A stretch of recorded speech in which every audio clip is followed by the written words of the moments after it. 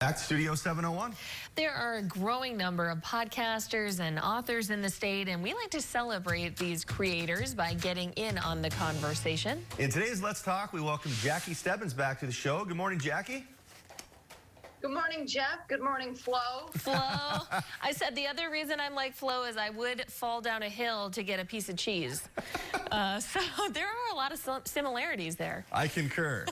There's nothing wrong with that. Nothing wrong with that.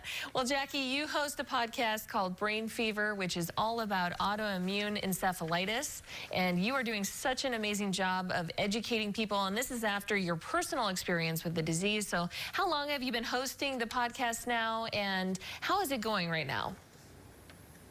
Thank you, Amber. So we actually started the podcast. It's a collaboration between my husband and I, which is really unique and a lot of fun. We started it in February of 2020, leading up to World Encephalitis Day. And we were only going to do a 5-part series, just leading up to that day. And we had so much fun and the listenership took off that we decided to keep it going. So what should a listener expect when they tune into your podcast? Well, the first thing is really a lot of bad jokes by me and a lot of talk about Elton John, yes. whom I love so much. I think you can see a painting in the background. But really, what we want people to take away is just awareness about autoimmune encephalitis. I can't say it enough. Awareness. I have a website. I do some blogging. I share a lot of autoimmune encephalitis stories on social media. And I think that's just key. And our podcast is really reaching a wide audience. We're in about 23 countries around the world, over 250 cities nationwide. Our largest listenership comes to us from the Bay Area in California. Second place is Bismarck. Third place, the Minneapolis-St. Paul area. So we're reaching a lot of people around the world to talk about what is such a rare disease, and that is autoimmune encephalitis. And it's really interesting. I didn't know about it until what happened with you, Jackie, and learning about it through you. What has it been like connecting with other people who have suffered with AE, as you sometimes call it, and being able to connect and kind of share stories with each other?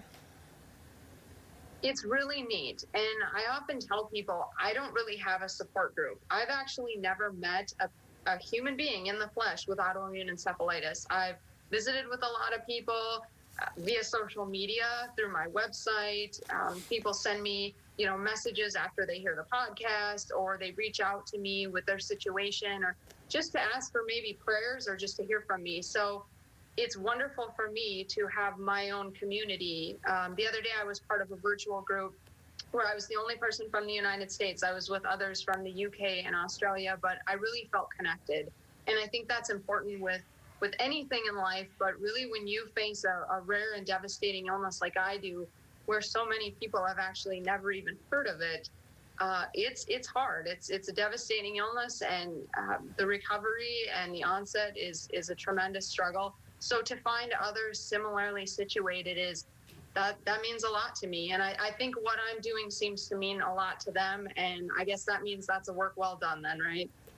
Absolutely. And Jackie, it is such a rare disease. Can you just give us a quick synopsis of what autoimmune encephalitis is and what maybe some of the onset symptoms might be?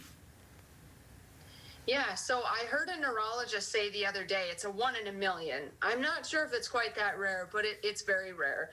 The onset is very difficult. I call it, a chameleon disease because it kind of blends in and it actually mimics psychiatric illness. So I believe I saw a statistic the other day that 75% of autoimmune encephalitis patients will see a psychiatrist before they will see a neurologist. And in my case, that was true.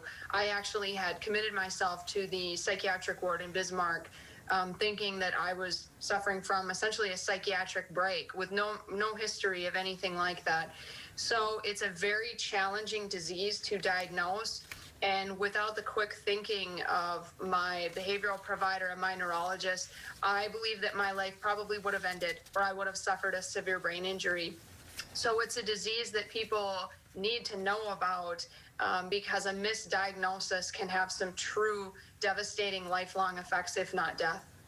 It's just incredible. And I remember that book coming out, Brain on Fire, I believe it was called. Had you ever heard that or read that or seen that? I think they had a documentary on that too, Jackie. When I say I woke up, right, when the medication, which was steroids for me, turned my brain back on, and people started to tell me what had happened to me, and I lost about a month of my life to amnesia. I had never before heard the words autoimmune encephalitis, and I had never heard about the book Brain on Fire. But right away I decided, hey, how come does she get to write the only book on autoimmune encephalitis? So I am actually just in the finishing stages of my book. I'm very excited about it, and I hope again it'll spread some awareness and just kind of be an interesting story about hopefully someone who may be an interesting person. Very interesting person, and with a great sense of humor, I might add. So Jackie, I can't wait to read that book because it's going to be fantastic. Thank you so much, and I hope we can share it with others when it finally gets out. Oh yeah, we'll be booking you shortly. Thank you so much, Jackie, for Thanks, your time. Jackie. We appreciate it. All right, this has Thank you been both. Let's Talk. And for more information, again, you should check out Brain Fever on iTunes and wherever you get your podcasts. And also make sure you learn more about Jackie on jmstebbins.com. Her entire story is on that website. But keep it here. Coming up next, 'tis the season to think big. And shop small. We let you know about Plains Commerce